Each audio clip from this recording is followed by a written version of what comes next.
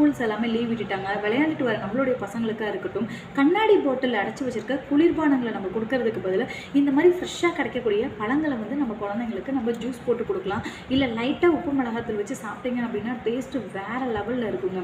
இந்த ஒரு பழம் வாங்குறது மூலமாக பார்த்தீங்க அப்படின்னா நிறைய விவசாயிகள் சின்ன சின்ன வியாபாரிகளுக்கு நம்ம நிறைய சப்போர்ட் பண்ண மாதிரி இருக்குங்க.